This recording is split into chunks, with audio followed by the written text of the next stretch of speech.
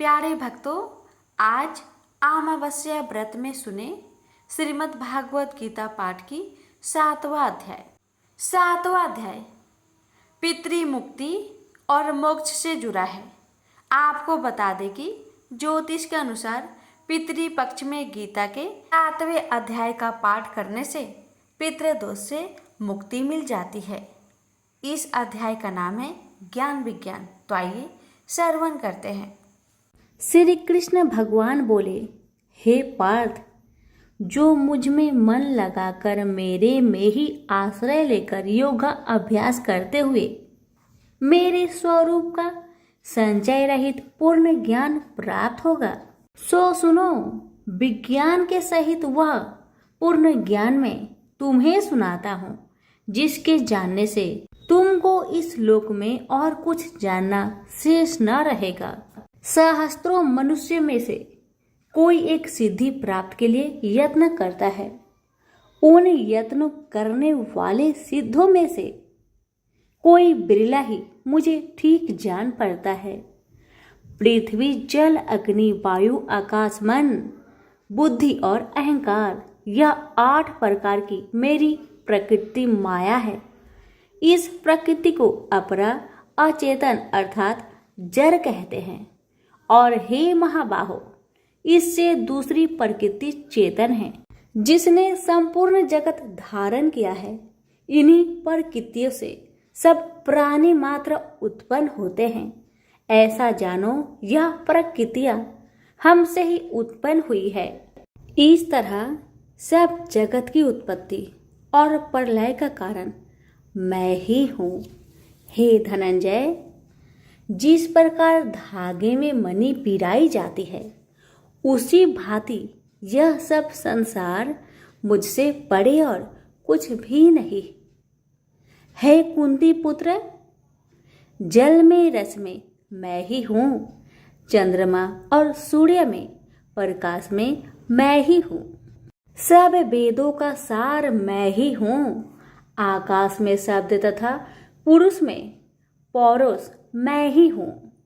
हे अर्जुन, पृथ्वी में सुगंध तथा अग्नि में तेज रूप मैं ही हूँ, सब प्राणियों में जीवन और तपस्वियों का तप मैं ही हूँ। हे पार्थ, समस्त प्राणियों में सनातन बीज रूप मुझको ही जानना, बुद्धिमानों में बुद्धि स्वरूप और तेजस्वियों में तेज मैं ही हूँ। हे अर्जुन, काम और रोग रहित बलवान पुरुषों में धर्म के विरुद्ध न जानने वाला कर्म मैं ही हूँ। जितने भी स्वास्तिक, राजस, तामस पदार्थ है, वे सब मुझसे ही उत्पन्न हैं, परंतु उनमें मैं नहीं रहता। ये सब मुझ में है।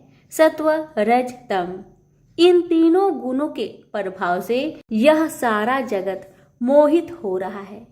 इस कारण यह मेरी गुणमयी और दिव्यमयी माया अति दुस्तर है। जो मुझको अनन्य भाव से भजते हैं, वे इस माया को पार कर जाते हैं। हे भारत श्रेष्ठ अर्जुन, 4 प्रकार के जीव मुझको भजते हैं। दुखिया, जिज्ञासु, ऐश्वर्य की कामना करने वाले और ज्ञानी, जिनमें मुझे सदा एकाग्रचित और केवल मेरी भक्ति करने वाले, और ज्ञानी, जिनमें मुझे सदा एकाग्रचित और केवल मेरी भक्ति करने वाले ज्ञानी पुरुष श्रेष्ठ है। क्योंकि मैं ज्ञानी को अत्यंत प्रिय हूँ और वह मुझको प्रिय है। यद्यपि ये सभी भक्त श्रेष्ठ है, तथापि ज्ञानी तो मेरी आत्मा ही है, क्योंकि वह मुझ में ही मन लगाकर मुझको ही सर्वोत्तम गति मान मेरा ही आश्रय ग्रहण करता है।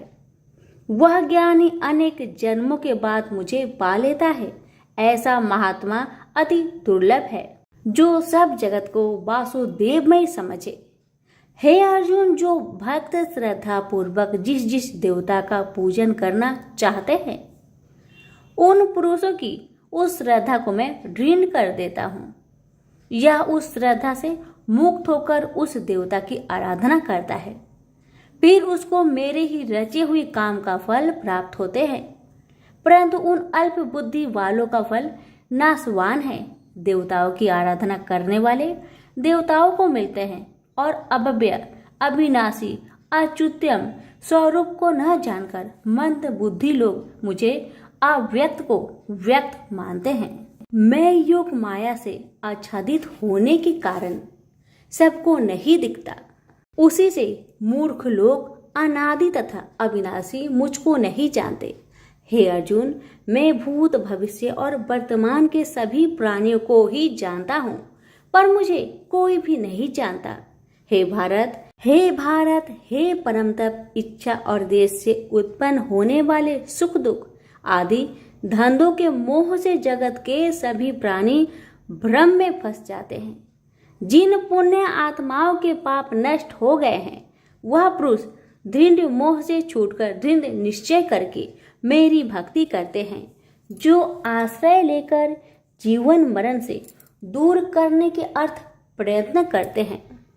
वे पुरुष ब्रह्मा आत्मज्ञान अपने चित्त को निश्चल रखकर उसका संगम करता है और अंत कारण की समाधि लगाता है, जिस अवस्था में योग अभ्यास के कारण चित्त का वेग रुक रुक कर विषयों से पृथक होने लगता है और जब शुद्ध अंतःकरण से आत्मा को देखकर आत्मा में ही संतुष्ट होता है, जिस अवस्था में वह अत्यंत सुख जो इंद्रियों द्वारा जाना नहीं जा सकता वरन केवल बुद्धि से ही जाना जाता है, और जब वह योगी अनुभव करता है तब आत्मा स्वरूप में स्थिर हो उससे विचलित नहीं होता।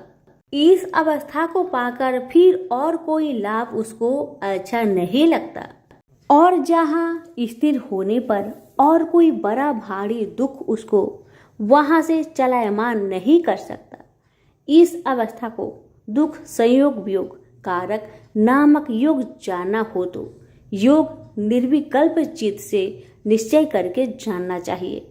संकल्प से उत्पन्न होने वाला समस्त कामनाओं को त्याग कर और मन ही मन में सकल इंद्रियों को चारों ओर से रोक रोक कर धैर्य के साथ बुद्धि को अपने अधीन कर धीरे धीरे विषय से दूर हटा ले और भली भांति मन को आत्मा में स्थिर करके किसी वस्तु की इच्छा ना करे, और चंचल मन जिधर जिधर जाए उधर से इसको हटाकर आत्मा के बस में करना चाहिए।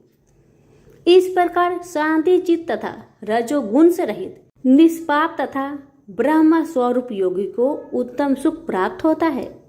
इस रीति से निरंतर योगाभ्यास करने वाला योगी समस्त पापों से छूटकर सहज ही उस परम सुख को पा लेता है जो ब्रह्म के संयोग से प्राप्त होता है। जिसका मन योग में स्थिर हो गया है उसकी दृष्टि भी सर्वत्र समान हो जाती है और वह सब प्राणियों में अपने को और अपने में सब प्राणियों को देखता है, जो सब प्राणियों में मुझको और मुझ में सब प्राणियों को देखता है। मैं उससे अलग नहीं रहता और मुझसे वह अलग नहीं रहता। जो अभेद भाव से रहता है, सब प्राणियों में स्थिर हो मेरा मनन करता है, वह योगी चाहे जिस अवस्था में रहे मुझ में मिल जाता है। हे अर्जुन, जो समस्त प्राणियों के दुख सुख के समान समझता है और सबको समान देखता है वही श्रेष्ठ योगी है। अर्जुन बोले, हे मधुसूदन, आपने जो योग बताया कि सबको अपने ही समान देखे, सो मन के चंचल होने के कारण मैं उसको अपने में दृढ़ स्थिर नहीं देखता हूँ। हे श्री कृष्ण, यह चंचल मन बड़ा ही हठी पराक्रमी और दृढ़ है। इसको अपने अधीन रखना तो मुझे वायु को बांध रखने के समान ही प्रतीत होता है। श्री कृष्ण भगवान ने कहा, हे महाबाहो, इसमें संदेह की मन अति चंचल है, तो भी हे कुंती पुत्र, अभ्यास और वैराग्य से इसे बस में किया जा सकता है। जिसका मन बस में नहीं उसको योग अति दुर्लभ है। अर्जुन ने कहा, हे श्री कृष्ण, जिसमें श्रद्धा तो है पर योग प्राप्त करने में सफल नहीं हुआ है और जिसका चित्त योग से विचलित हो गया है, वह योग सिद्धि न पाने से किस गति को प्राप्त होता है? श्री कृष्ण बोले, हे अर्जुन, उसका यहाँ नाश नहीं होगा पर परलोक में भी नहीं होगा, क्योंकि उत्तम कर्म करने वाले किसी मनुष्य की दुर्गति नहीं होती। वह योग में असफल मनुष्य बहुत दिनों तक पुण्यवानों को प्राप्त होने वाले लोकों में वास करता है और फिर वहां से किसी पवित्र और धनवान मनुष्य घर में आकर जन्म लेता है। इस प्रकार का जन्म पाना भी इस लोक में बड़ा दुर्लभ है। हे कुरुनंदन, यह योगियों के बस में जन्म लेकर पूर्व जन्म की बुद्धि संस्कार अर्थात आत्मज्ञान को पाता है और उससे अधिक सिद्धि के लिए यत्न करता हूँ। पूर्व जन्म में किए योग अभ्यास के बल में अनेक विघ्नों को पड़ने पर भी यह मोक्ष को प्राप्त होता है। योग की केवल इच्छा ही हो तो पुरुष शब्द ब्रह्म के परे जा पहुंचता है। जो बड़े परिश्रम और यत्न से योग अभ्यास करता है वह पापों से छूट मोक्ष को पाता है। बड़े तपस्वियों से योगी श्रेष्ठ है। जो शुद्ध होकर अनेक जन्मों में परिश्रम करके सफल होता है और ज्ञानियों से भी योगी श्रेष्ठ है। इसलिए हे अर्जुन, तुम योगी बनो। केवल मुझ में ही मन लगाकर योग प्राप्ति के लिए जो मेरा भजन करता है उसको समस्त योगियों के मध्य से मैंने अत्यंत श्रेष्ठ माना है। प्रेम से बोलिए श्री कृष्ण भगवान की जय। अब सुनिए श्रीमद् भगवत गीता पाठ अध्याय 7 की महात्म्य। भगवान शिव कहते हैं, हे पार्वती, अब मैं 7वें अध्याय का महात्म्य बतलाता हूँ, जिसे सुनकर कानों में अमृत राशि भर जाती है। पाटलिपुत्र नामक एक दुर्गम नगर है जिसका गोपुर बहुत ही ऊंचा है। उस नगर में शंकुकर्ण नामक एक ब्राह्मण रहता था। उसने वैश्यावृत्ति का आश्रय लेकर बहुत धन कमाया, किंतु ना तो कभी पितरों का तर्पण किया और न देवताओं का पूजन ही। वह धनोपार्जन में तत्पर होकर राजाओं को ही भोज दिया करता था। एक समय की बात है, उस ब्राह्मण ने अपना चौथा विवाह करने के लिए पुत्र और बंधुओं के साथ यात्रा की। मार्ग में आधी रात के समय जब वह सो रहा था, तब एक सर्प ने कहीं से आकर उसकी बाह में काट लिया। उसके काटते ही ऐसी अवस्था हो गई कि मणि, मंत्र और औषधि आदि से भी उसके शरीर की रक्षा असाध्य जान पड़ी। तत्पश्चात कुछ ही क्षणों में उसके प्राण पेखरू उड़ गए। वह प्रेत बना। फिर बहुत समय के बाद वह प्रेत सर्प योनि में उत्पन्न हुआ। उसका बीत धन की वासना में बंधा था।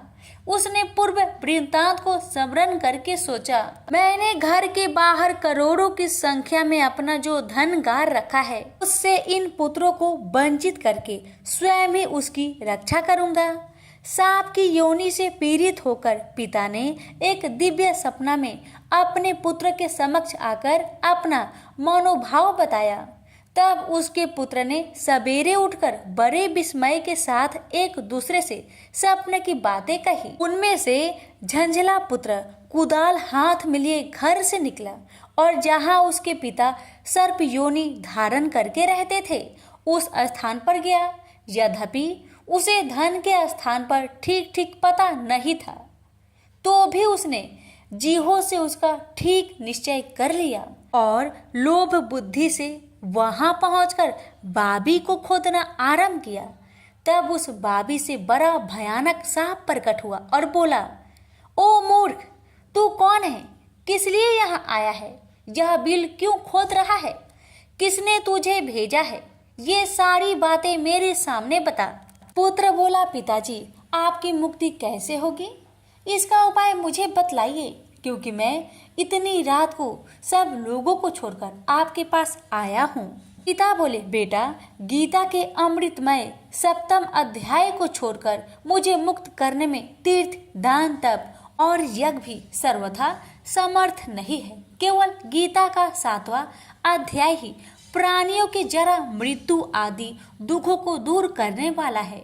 पुत्र, मेरे श्राद्ध के दिन गीता के 7वें अध्याय का पाठ करने वाले ब्राह्मण को श्रद्धा पूर्वक भोजन कराओ। इससे निस्संदेह मेरी मुक्ति हो जाएगी।